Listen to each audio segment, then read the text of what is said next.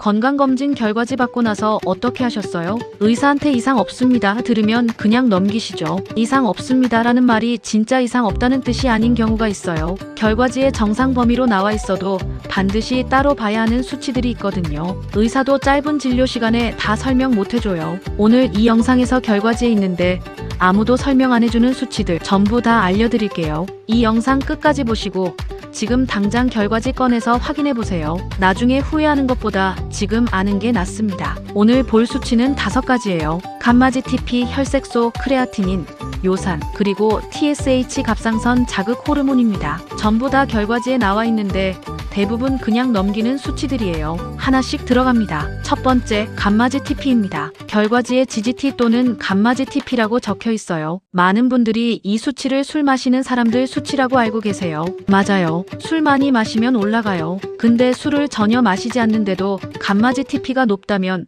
이게 더 무서운 신호예요. 비알코올성 지방간입니다. 요즘 술 한 방울도 안 마시는데 지방간 오는 분들 정말 많아요. 과식, 운동 부족, 정제 탄수화물 과다 섭취가 원인이에요. 정상 범위는 남성 기준 11에서 63, 여성은 8에서 35인데요. 여기서 중요한 게 있어요. 정상 범위 안에 있어도 작년 수치랑 비교해서 크게 올랐다면 지방간이 진행되고 있다는 신호일 수 있어요. 예를 들어 작년에 20이었는데 올해 55가 됐다면 숫자 자체는 정상이지만 방향이 나빠지고 있는 거예요. 결과지를 볼 때 이번 수치만 보지 말고 작년 수치랑 반드시 비교해보세요. 감마지 TP가 올라가는 다른 원인도 있어요. 약물, 특히 건강기능식품을 많이 드시는 분들, 여러가지 영양제를 동시에 드시면 간에 부담이 가서 감마지 TP가 올라갈 수 있어요. 건강 챙기려고 먹는 영양제가 간을 힘들게 하는 아이러니한 상황이에요. 감마지 TP가 높게 나오셨다면 지금 드시는 영양제 종류와 양을 한번 점검해보세요.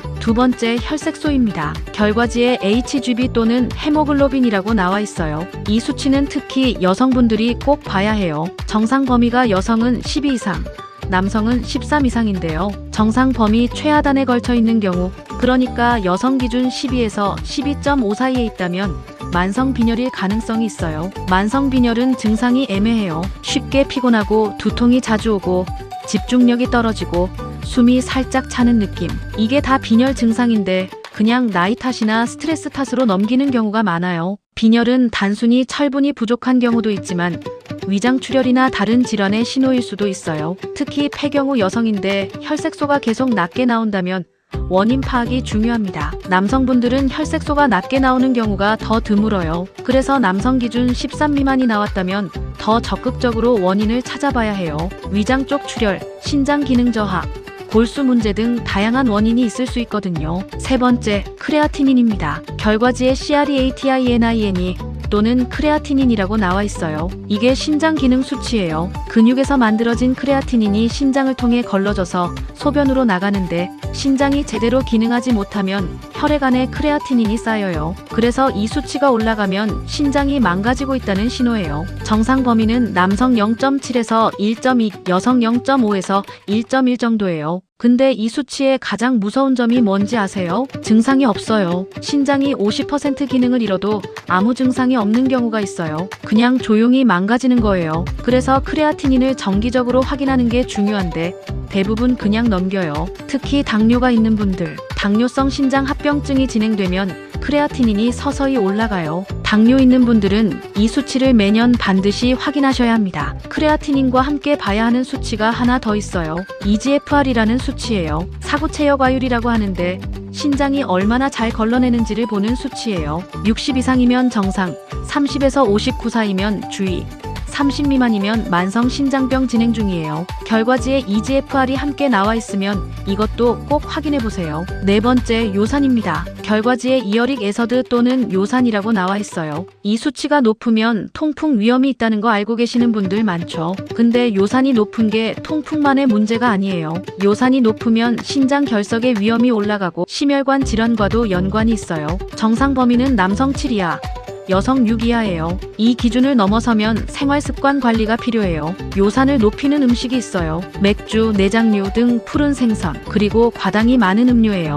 맥주가 특히 문제인 이유가 있는데 알코올 자체가 요산 배출을 방해하면서 동시에 요산 생성을 늘리거든요. 이중으로 나빠요. 수분을 충분히 마시는 게 요산 관리에 중요해요. 하루 2리터 이상의 물이 신장을 통해 요산을 배출하는 걸 도와줍니다. 5번째, TSH 갑상선 자극 호르몬입니다. 결과지에 TSH라고 나와 있어요. 이 수치가 결과지에 있는데 제대로 보는 분들이 정말 드물어요. TSH는 갑상선이 제대로 작동하는지를 보는 수치예요. 갑상선이 이상하면 온몸의 대사가 엉켜요. TSH가 높으면 갑상선 기능 저하증 가능성이 있어요. 살이 잘 찌고 쉽게 피곤하고 추위를 많이 타고 변비가 생겨요. 이 증상들이 갑상선 때문인데 그냥 나이 탓으로 넘기는 분들이 많아요. 반대로 TSH가 낮으면 갑상선 기능 항진증 가능성이 있어요. 체중이 갑자기 줄고 심장이 두근거리고 더위를 많이 타요. 정상 범위는 보통 0.4에서 4.0 사이인데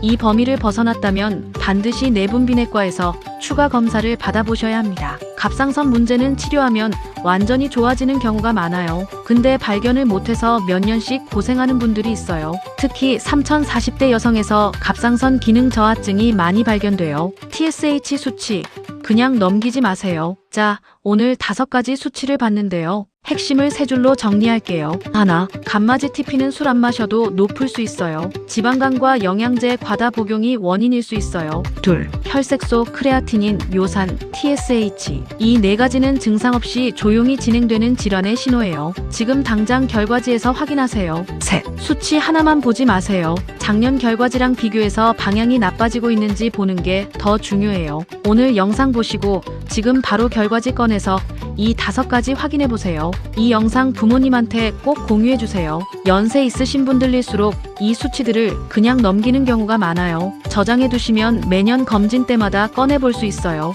다음 편에서는 건강검진 결과지 받은 후에 반드시 해야 하는 행동 3가지 알려드릴게요. 결과지 받고 어떻게 해야 하는지 모르는 분들 정말 많거든요. 구독하고 알림 설정해두시면 놓치지 않으실 수 있어요.